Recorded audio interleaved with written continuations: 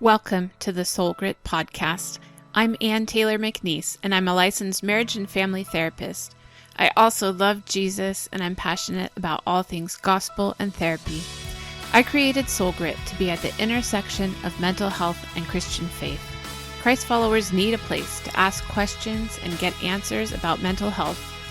Join me as we dive into real stories and real questions from people who want to honor God with their hearts, souls, and minds.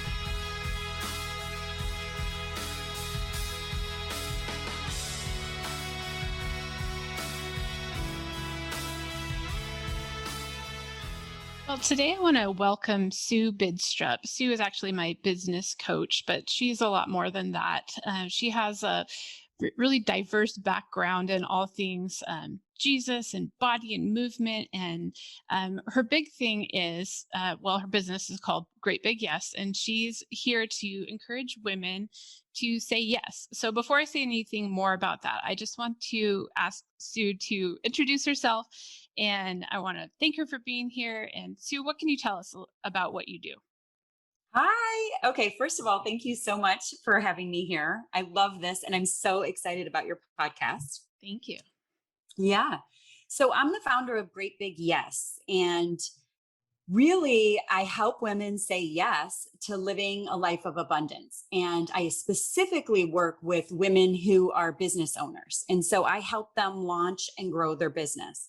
And so what this means is really a lot of coaching that has to do with mindset, helping women overcome limiting thoughts and helping them take inspired action. And so this involves just, they have everything they need. It's helping them have the confidence and the clarity to take action.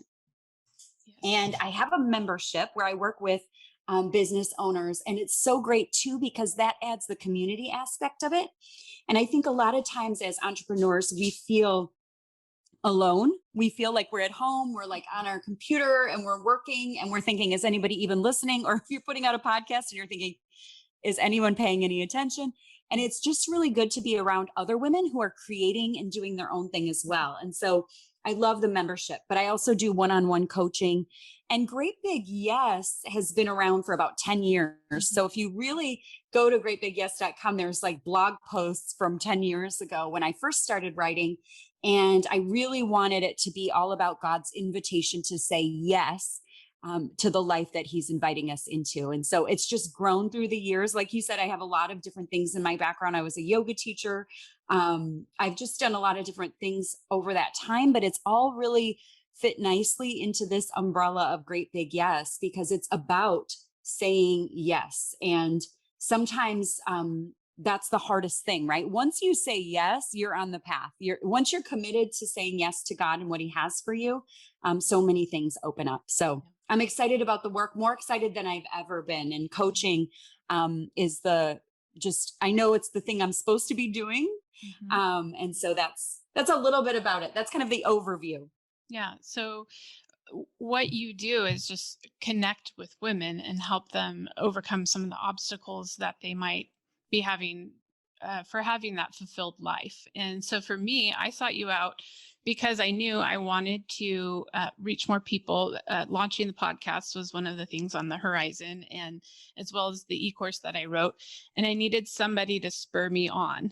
I went to school to become a therapist, but I didn't necessarily get any training on how to run a business or how to do marketing or how to put yourself out there on social media. And those are all things that you have expertise in. So when I was looking around for a coach, I had asked another woman who does some coaching, and she said, I can't really take anybody on right now, but you're going to want to connect with Sue. And so she referred me to you. And when I saw that you work specifically with women, specifically with entrepreneurs, and specifically with Christians, I was like, well, that'll do. And so we connected on the phone or on Zoom, and you've been walking alongside me as I've try to put myself out there in the world.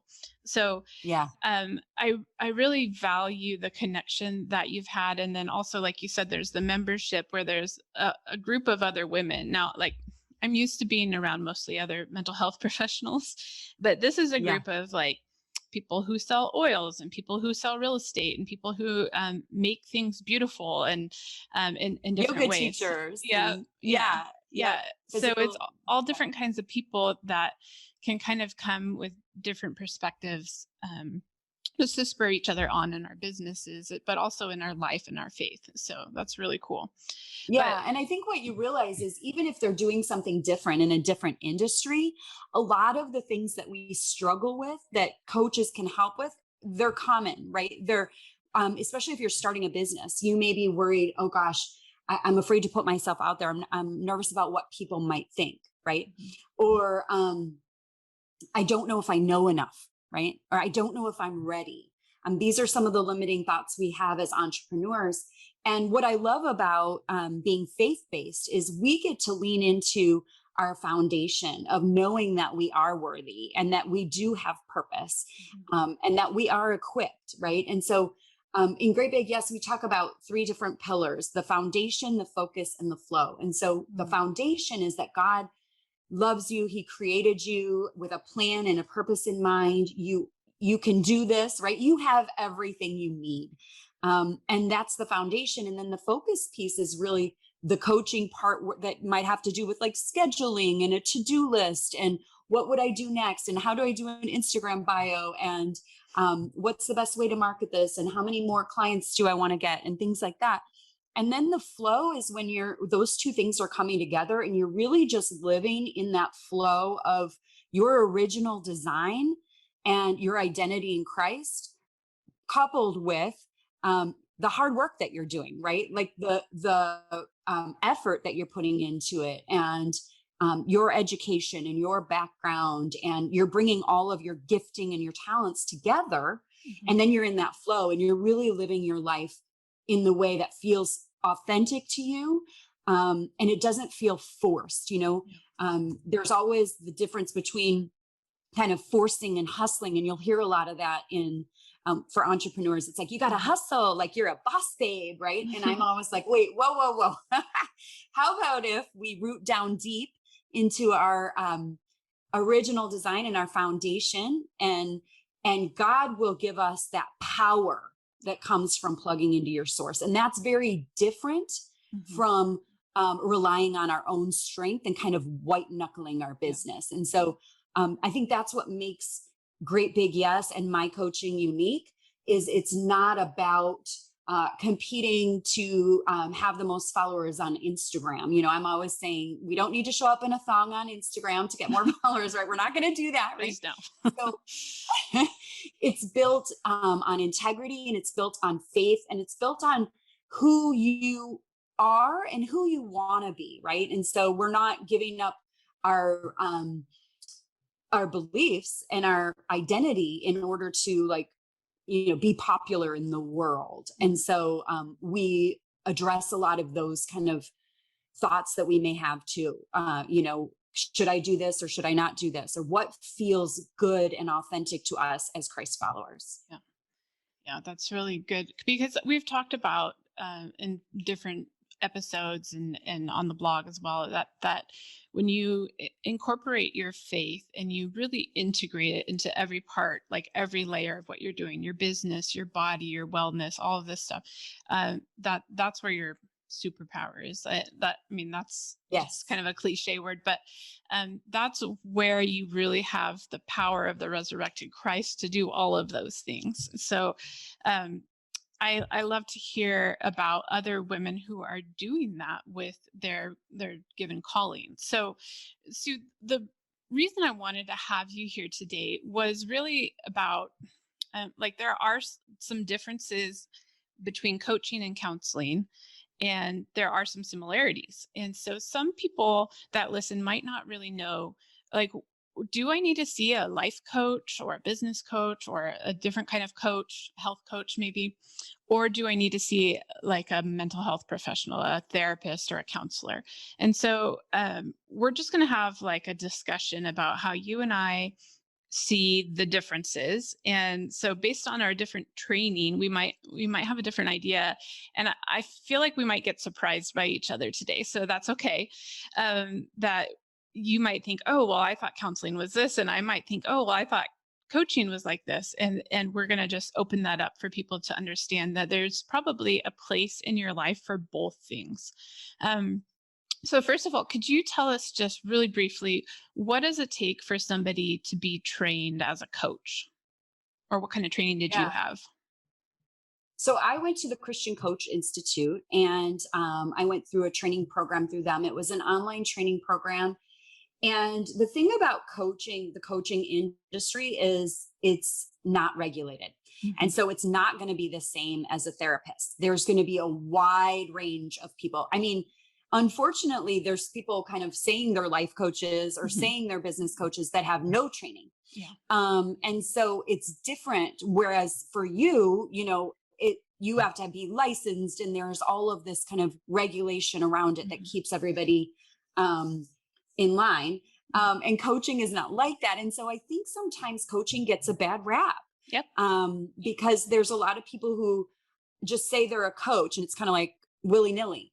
Um, Because so literally, I there, could go to yeah, jail or lose my livelihood if I said, "Oh, I'm a therapist," but I hadn't gone through the necessary, master's degree with the internship and the licensure exams. If I didn't go through those steps, then, and I said I'm a therapist and hung out my shingle, like there would be legal prosecution for me, because the, right, the board is in place there to keep people safe, because you don't want people who are, like quacks to, um, right, to be trying to dig in with people on their mental health issues or their trauma or their relationships and all of that. So yes, I do see right. that there is a little bit like, well, how much training does a life coach really have? So tell us, how much training does a life coach have? So this was like a 10-week course online. Okay. It was a lot of reading and then a lot of practicing. So then I got like two clients that I worked with for free, and I had to record all of the Mhm. sessions for like 8 sessions. And then Wow. I would turn those in, and those would be evaluated. So before you could say I'm a coach, Mhm. I had to practice, somebody had to listen, and there was a lot of feedback. Yeah. One of the things that I didn't understand going into coaching is that coaching is about basically getting someone from where they are to where they want to be. Yeah. And I think one of the big differences between coaching and counseling, and I know we'll get into more of this when you talk about counseling, but Mhm. is the negative psychology versus the positive psychology. So, Mhm. like how counselors will go into your past, counselors will go into healing trauma from the past. Mhm. Coaches are really more about moving forward. So, how do I get you from where you are to where you want to be? But oftentimes, if I'm talking to somebody in a coaching situation and I can tell if they need therapy, and I have to say in integrity, I'm not trained to help you with Yeah. that. Mhm. And I can refer them to a therapist. Yeah.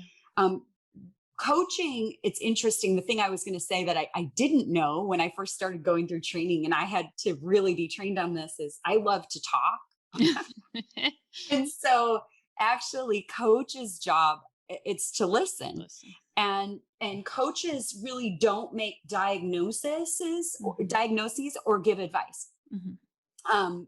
So I like to say what I do is I do one-on-one coaching where I just ask questions, and it's all about the questions you ask to help the person discover on their own and kind of Mhm. uncover where they want to go, like what they want to do next, right? Because it's Mhm. not whatever I think is right. Um, so coaches ask questions and listen, and you kind of figure it out yourself in the coaching process of speaking, Mhm. talking out loud. But since I love to talk, and I love to teach, I also, there's a big component of what I do is teaching. Yeah. And I think there's a lot of different words people use that you and I kind of briefly mentioned when we were starting, Mhm. but there's counseling, there's consulting, there's Mhm. mentoring, there's coaching, there's teaching. Um, and all of these things vary. There's a little bit of variation in them. And Yeah. with teaching, I get to talk more and I get to present and I get to teach. But coaching is really about listening and asking really good questions Yeah. that help the client kind of discover Mhm. on their own. Yeah. And I would say that's really similar for counseling as well, that I like sometimes people will come to me and they'll want the advice of a counselor, just like free advice, not in counseling session. Like, what would you do? Because you're a counselor, you should know about this. Right. And so the thing is, I can never just give somebody advice because my job is really to ask the right questions and help you come to your own conclusions, and to kind of to walk alongside you, not necessarily guide you to get to where I think you should go, but to walk alongside you as you find where you're meant to go. Hmm. And so I think I ask a lot more questions than I do like telling people what Yeah. they should do. But even in my job, there's a piece in the field we would call it like psychoeducation. So I'm using part of my counseling time to educate people about like how their brain works or how relationships work or how they can use better communication skills or things like that. So again, there's this crossover between what you're doing as a coach and what I'm doing as a counselor. But like you said, there might be a little bit different focus, like the deeper struggles or trauma or abuse in your past or um, unresolved relationships, things like that would be things that I would Yeah. be working with. Or like you said, the mental health diagnoses. Like you're not going to say, well, based on this coaching session, I'm diagnosing you with major depressive No. disorder. No, but I would do that. I would say, Yeah. like, look at these symptoms and look at your history. This is this diagnosis, and this is the evidence-based treatment for that diagnosis. And I'm able to do that. Right. Yeah. And I think knowing that I'm not equipped to do some of that, all of that, it helps me differentiate what I am doing, you Yeah. know? And like I said, I've talked to clients before where I've had to refer them and say, you know, I think you're looking for a therapist, and refer them. And one lady said to me, I knew you were going to say that, Uh, you know. mhm. And I think She knew you. sometimes people might start with coaching thinking, Mhm. oh, maybe I just need a coach, Mhm. maybe I just need a plan, Yeah. right? Maybe I just need a next step. Mhm. And we start talking and they know themselves that they Mhm. need more. That Well, do you happens. think also, like in our culture right now, like having a coach is kind of like cool and trendy and Very trendy, very you hip. know, yeah, it's hip to have a coach, but to some extent a therapist as well. But for somebody who's struggling with some of the stigmas about therapy and mental health, it might be easier to say, I'm going to get a coach because that sounds like cool and positive, whereas I need to get a therapist sounds like, oh, there must be something wrong with me. Yeah. No, I think you're right on that. But I do think so. I'm older than you. So I'm A bit. 52 and you're in the middle. And then my daughters are like 23, 21. And that age, they all have therapists. Yeah, It's almost like if it's a you don't have a millennial thing. therapist, you don't care about yourself or your mental health, Yeah. right? So it's changed, I think, through the years to Mhm, be more acceptable mhm. to have it, and then almost expected now that you would be taking care of yourself in that way. I think they Yeah. see it as self care. Yeah. But I would say, even because I'm in my late 30s, so I would say with people my age that I've said, "Oh, I have a coach," they're like, "You have a coach? Like that's super fancy." Like, so you are super fancy because you're my You know, I coach. am. I'm super fancy. But also, you having a coach might seem weird to them because you're a therapist, right? Yeah. Maybe they don't understand kind of the difference, Yeah. you know. But therapists have therapists and coaches have Yeah, coaches. I mean, exactly. right? So it's all good, but they are different. And I love that we're talking about the difference because I think that can be really confusing to people. Yeah. Yeah, exactly. So, um I'm going to ask you this question because, like you mentioned, how some people have kind of poo pooed coaching because there's not as much training and preparation as counseling. But what I know, so you said, as a coach, I know I'm not supposed to cross this line into counseling. I know when I need to refer out for like a more intensive kind of treatment. But I don't know if you're aware of this, but there's a lot of counselors who are going, oh my gosh, I'm sick of the medical model of therapy that we're doing right now with like diagnose and then treat and then send them back out and the medicate, like all that stuff, like insurance driven kind of therapy. So a lot of counselors are figuring out that if call it coaching, I am not as regulated. I can do more of what I want. I can charge what I want, all of that. So what do you think about therapists venturing into the coaching field? Oh my goodness. I did not even know Did you that know that was a was thing that happening? was going on. But now that, yeah, but now that you say it, that makes sense. Mhm, Um, because I don't love that model sometimes either. I feel like sometimes when you go to a doctor nowadays, mhm. you're going to get like medication and sent on your way. Yeah. And that really doesn't appeal to me at all. I mean, my background in yoga and meditation and just discipleship and leadership and all of it, like I do believe there's a million things we should try before we start taking medicine. I also believe medicine's very important and necessary for Mhm. people too. Yeah. um, but I understand what you're saying. So I feel like that's a really interesting concept. I don't have a feeling about it one way or the other. I think if it works for them, you know how I Mhm. am. I believe the spirit leads us. And sometimes we're in a situation, even when we've had all the education in the world and we feel like we went to school for our whole life and we prepared for this thing, and maybe it's not working for us any longer. And I believe in listening to that. I believe in connecting with God and asking for guidance and asking him to lead you. And I think oftentimes one of the limiting thoughts that people think is, well, I spent so much money on my education, I Mhm. can never change Mhm. now. Yep. And I think that's a limiting thought. And I think it leads to unhappiness and unfulfillment, because if God's leading you to something new, he's going to equip you for it and Mhm. he's going to provide for you in it. Mhm. And nothing is wasted. So every single thing you learned through your education and through your experience that's led you up to this point will be used in that next thing God calls you into. Mhm. And so for me, my initial reaction is just to say, I support them if that's where they feel that they're being called.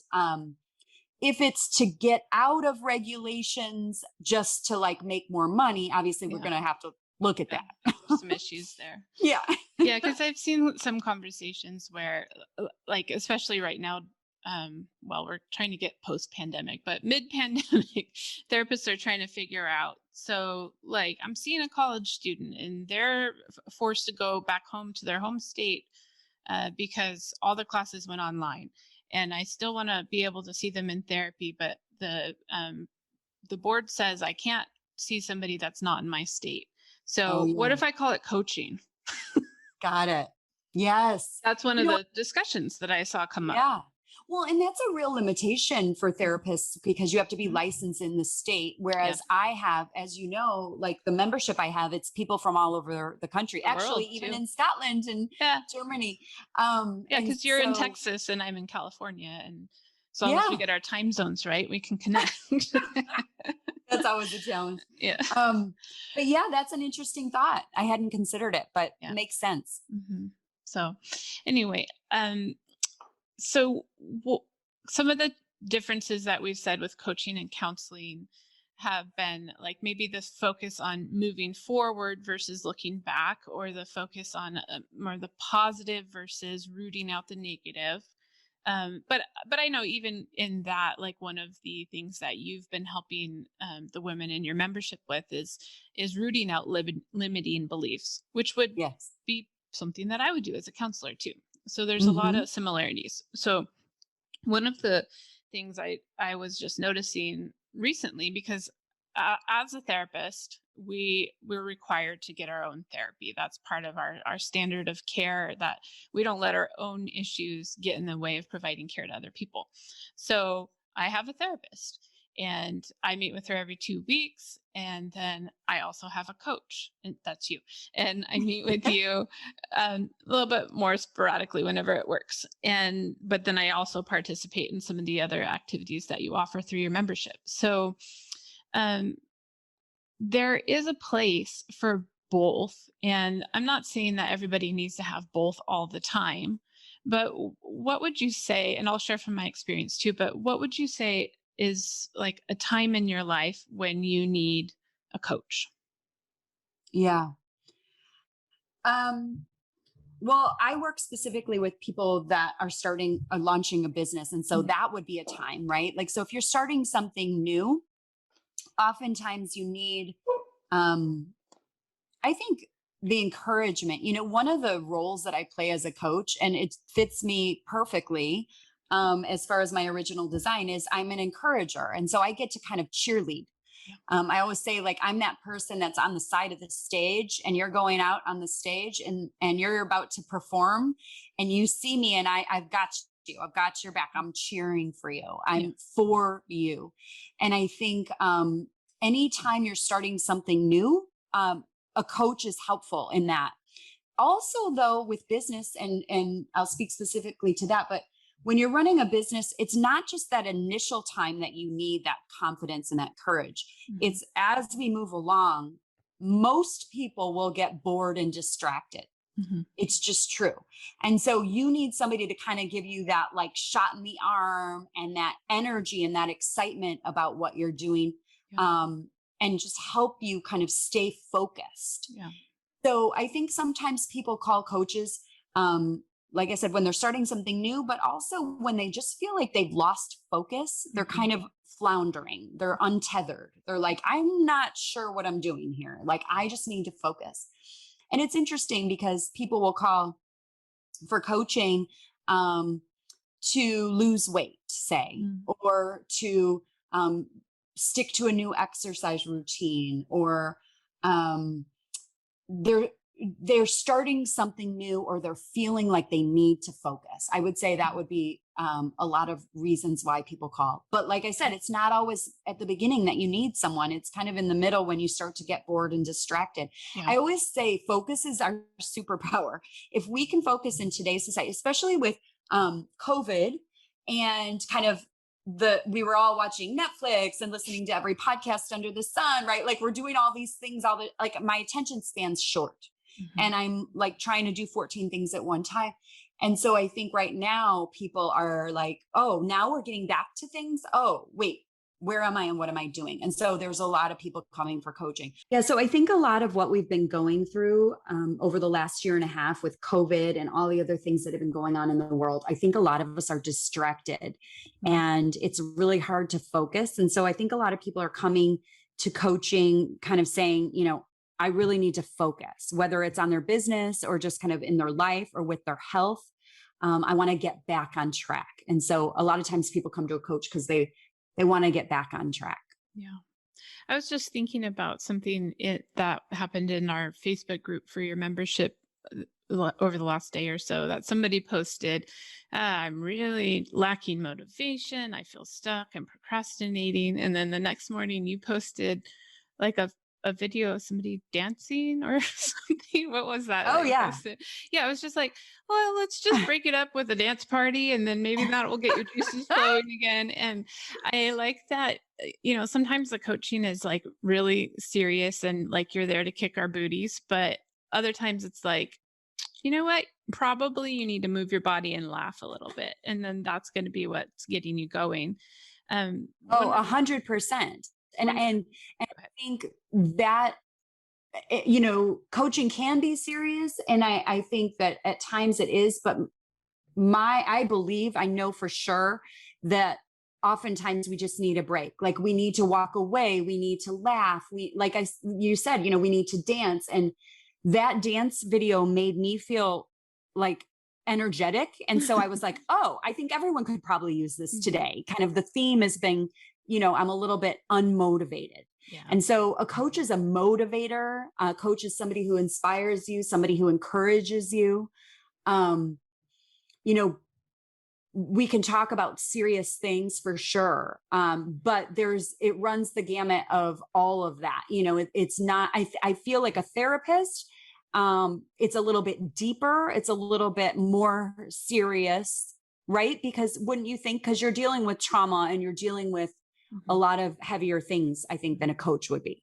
Although I do laugh a lot in my sessions. Yes. And Well, and that's the personality. And I think mhm, that's what comes into play. And it's really important to talk about is whether it's a coach or a mentor or a therapist, counselor, whatever you're looking to hire, is the personality and the fit is going to be very, very crucial. mhm, And as a therapist or as a coach, I think allowing yourself to be fully who you are, again, to go into that foundation, like ask God, like, what's my original design? mhm, Why are you asking me to do this thing? Why are you bringing me to this space?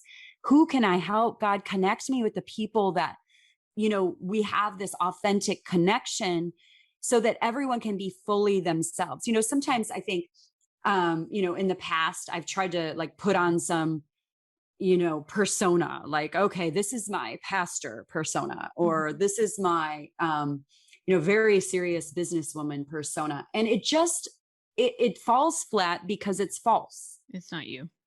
Yeah. And so when I'm posting dance videos or when I'm whatever, talking about how much I love coffee, whatever it is, then those things start to emerge. And it's so funny too, because being in marketing, a lot of times people are talking to me about their branding. They want to Mhm, brand themselves. mhm. And it's like you don't come up with a brand you want to be.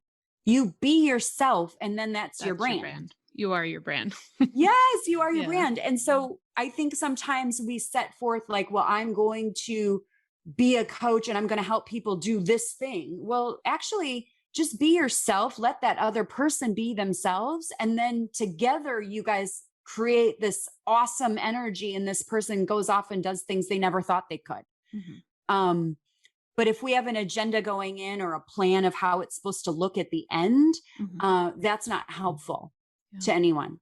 Mhm. So, So, if I can share a little bit of my experience, w- like finding you as a coach, because I've had like health coaches and stuff before, and I've had a lot of therapists over the years, but you're the first time I've had like a business coach or a life coach. So, um, when I started working with you, I was feeling very stuck. And so this is the thing when I conceptualize life coaching, I think when you're feeling stuck, that's when you need a coach, yes, right? yes. That may be focus or that may be motivation or somebody to cheer you on, but whatever it is, it's getting unstuck from where you are. And sometimes that's counseling too. But for me, like I deal with depression and I was going through a lot of wounds in my spiritual life to do with my church and some experiences that I've had over the past year. So I went to see a therapist because I was crying every day. I upped my meds and I did that. But then at the same time, I'm trying to launch an e-course and I'm trying to launch a podcast, and I'm an Enneagram 3. And so if you know anything about Enneagram 3s, which you are too, Sue, I I know, am too. Yep. you get like this discontent or this restlessness in your soul if you're not producing. Yes. And I felt like I was not achieving the goals that I had set for myself. And so part of me getting out of this like depression and anxiety that I was feeling about my business was also getting moving on that. you know Yes. so I had you and my therapist starting about at the same time. I think I seen you a little bit longer. And so she was helping me with some of like more of the depression stuff and the spiritual church stuff. That was kind of her expertise. And then you were helping me with like getting my booty going on the podcast and using Instagram for the first time because I'm a dinosaur and and all this stuff. But combining these two things for me was what kind of got me going into the next kind of phase of my growth and my life. So there were moments of time where I felt like, wow, I get a lot more out of coaching than I do out of counseling. That's odd. But then there's other times where I really need my counselor because I'm dealing with this thing. So for me over this last season, it's been really good to kind of have both. But I Mhm. can see at different times in my life where I would need one or the other depending on what I'm going through. So now that I've had these experiences, I'm like, okay, now it for my own self or for people that I'm advising, I could say, this is probably what you need right now. And Hmm. I understand that I'm coming from a very privileged position of being able to pay for both of those things at the same time. So Right. I just want to acknowledge that all of these things are expensive. And so we have to find ways to budget and prioritize and find a way to do that. And a lot of times you wouldn't be able to do both at the same time because it just doesn't fit in the family budget. That's why I'm always teaching people about how to pay for therapy with their insurance, because you already paid for it with your paycheck, so or with your work, so Right. go ahead and use your insurance for that. So I just wanted to acknowledge that I don't want to come off saying like, oh, I get all these cool things that nobody else could afford, because our family's on a budget too, but this is something that worked for me for this time. Yeah, it's interesting. I'm seeing a lot of businesses now are offering um like a certain like 16 hours of free therapy, like Mhm. through the business, like because they're recognizing how important it is for people to have these services and that Mhm. everyone doesn't have the money to just go ahead and do that.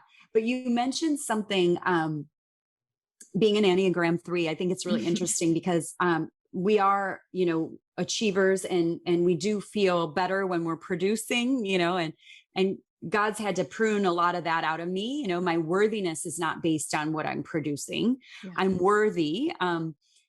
But knowing that about myself and knowing that I love to produce, I think what you said was really interesting. You were seeing the therapist and you were dealing with depression, but part of that getting moving and getting unstuck was taking action. Yeah. And it's what you said earlier about me posting the dance video. Mhm. And it's, as a yoga teacher, I recognize this in myself too. When I'm moving or doing something, I do feel better about myself. And maybe it's old school. I grew up in Chicago. I grew up in the Midwest, and my parents were totally like, oh, like you feel bad about yourself? Oh, go serve somebody, go do something. Mhm. Go do something was like a refrain. Yep. And it's not always about doing something that produces money or produces achievement. Sometimes we just have to dance. Mhm. Sometimes we just have to go for a swim in the pool. Sometimes we just have to go for a walk, right? Sometimes we just have to do a down dog or a couple planks in the kitchen, waiting for the Mhm. microwave to run, right? Like using our bodies is a big part of what I believe keeps us healthy, not just like exercising, but I mean, like, I think creative ideas come when you move your Mhm. body. I think that a new level of motivation comes when you move your body. And it's happened for me so many times. Yeah. Um, and so I love that you mentioned that, because the Enneagram too, I think can be used, it's used in coaching sometimes and probably in therapy too, but it's one of those things that I think it's almost like we can get stuck there, or we can start to feel shame about it. Like, oh, well, I know God doesn't want me to be all about achievement. Mhm. And I want to encourage people, actually, God designed you exactly the way that he wants you to be. Yeah.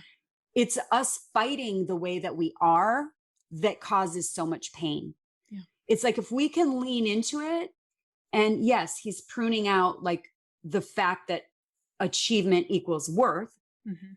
but he's also like, you want to go achieve something? Great. You know who he's going to call on to achieve something? The Mhm. achievers that he wired that way. Yeah. Right. Yeah. And so, anyway, there's a lot there. And I know I'm on like 14 different subjects, but I love everything you said because I think it's important. There's so many things to recognize just in that little bit that you just talked about. Mhm. Um, it's kind of knowing ourselves and knowing when we're stuck too. Sometimes people don't have the awareness to have a therapist or a coach because they don't know that they're stuck. Yeah. And there's just this sense of almost dread about their lives or disenchantment. And God didn't make us to be sad or miserable. He wants us to have an abundant life full of Yeah. joy and peace and the fruits of the spirit. And so recognizing it sometimes is the first step.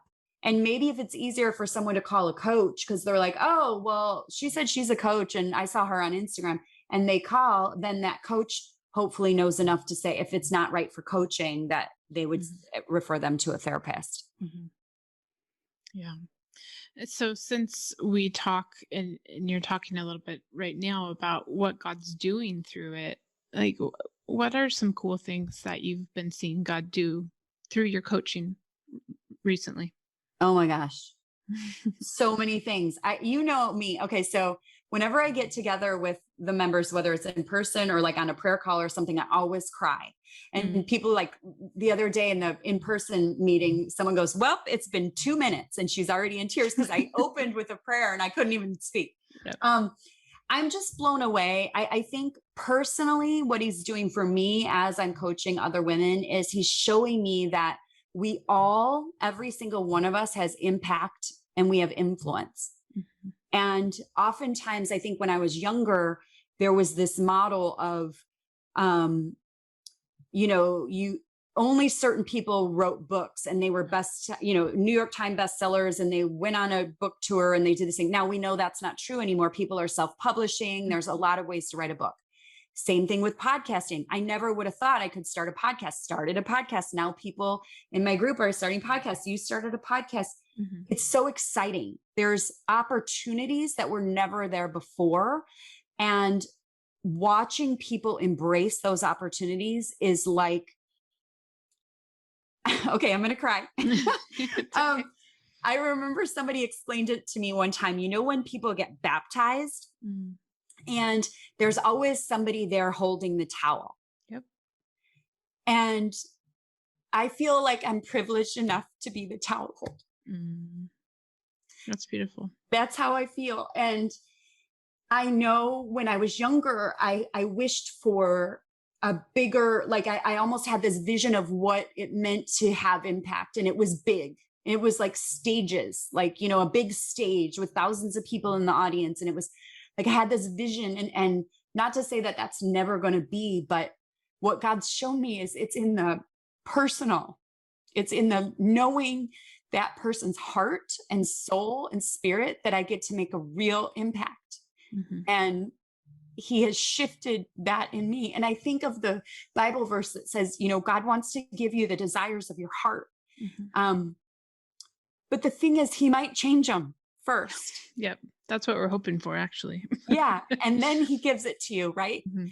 And I wasn't ready when I was 25 or 35 or 45. And I'm ready now, and I'm 52. And so I want to encourage people to, what I said earlier, to know that even if he's asking you right now to paint furniture, that's what I used to do. I had a furniture painting business. And then I had, I was a yoga teacher, and I worked at the church, and I've done all these different things, and it makes no sense right now. And I know it makes no sense right now, but I want to be that person kind of on the other side saying to you, it's going to make sense one day. Mm-hmm. He's going to weave it together like this beautiful tapestry, and you will look back and be like, and that's why he had me doing that. Right. Yeah. And every single piece of it is holy. Yeah. And so I think encouraging people to be excited about where they are and just keep moving forward I love doing it. So I've seen so many people, as far as success stories, you starting your podcast is super exciting. Erin taking women on a hike through Colorado was her dream. She just did it. She said God's presence there it was just so holy, and he was so there, and he provided for them, and he protected them, and they were so excited, and she's going to do it again. And don't you wish you were on that hike? Yes, we have to go on the next one. Okay, we're in. A Team Yes hike. Okay. But there were so many things. Another member started a podcast. I have people like launching things they never thought they would do before. Even sometimes just that tiny step of like putting yourself out there and saying to your Facebook friends and family, hey, you guys, I'm thinking about doing this thing. Are you interested? And watching the response and the encouragement come in from people, and watching that my client's reaction to that encouragement. Sometimes we think we're all alone, and I think the enemy isolates us so that we feel like, oh, I can't do this thing, and puts these doubts in our minds. And so my biggest joy is encouraging people to get past those things and do the thing. You make fun of me because I'm always like, do it. But then that reward of watching them like really stand taller in their original design and in their purpose is, I can't say enough about how rewarding that is for me. And I would say it's a similar experience as a Christian counselor when you get to dig in deep with people and then you see like the chains fall off. Like you Yes. mentioned the image of like holding the towel at the baptism. That actually was one of my jobs in my church. I'm the towel holder. Oh, Um, and, yeah.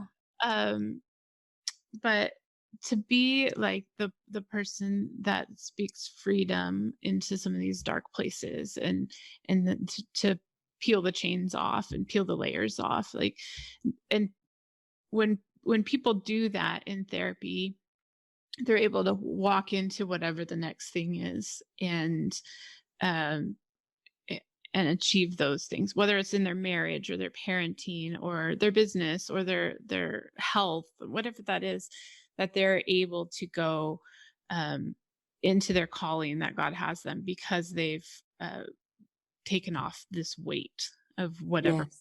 them down. So Yeah. we both have really cool jobs, don't we? Yes.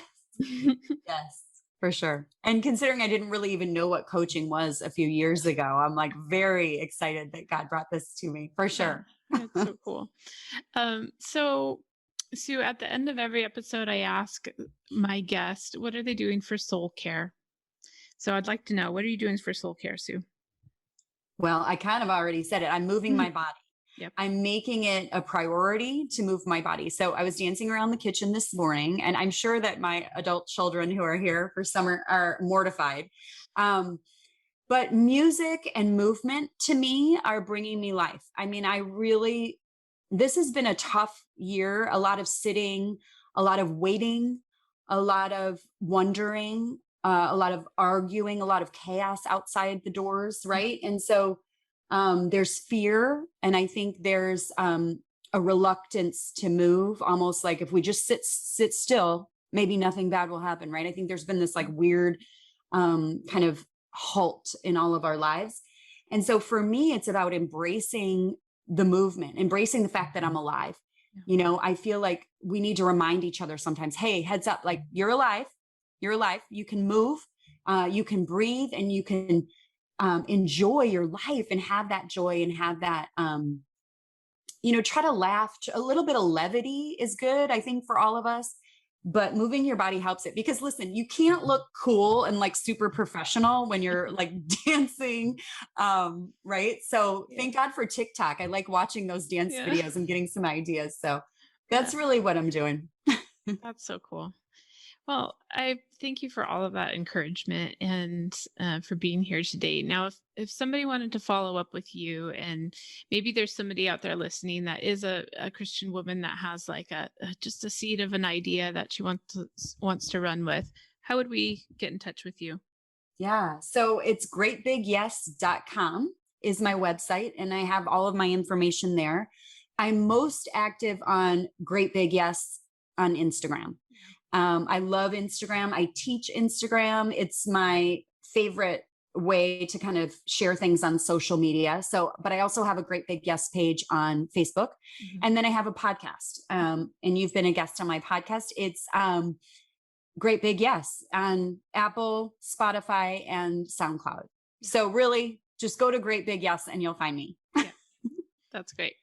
And there's so many opportunities. I think you even have like some mini courses and some freebies and different things that you're offering too. So really excited for people to kind of explore this world. Like, I'm here to kind of get Christians into therapy and to break down some of those stigmas, but there's so many people that could really benefit from coaching as well. So thank you for explaining all of that to us and opening that up and sharing from your heart today. Oh, thank you so much for having me. I'm so glad that God connected us. I know this has been a divine connection and just so much fun. And the best is yet to come for sure. Thank you.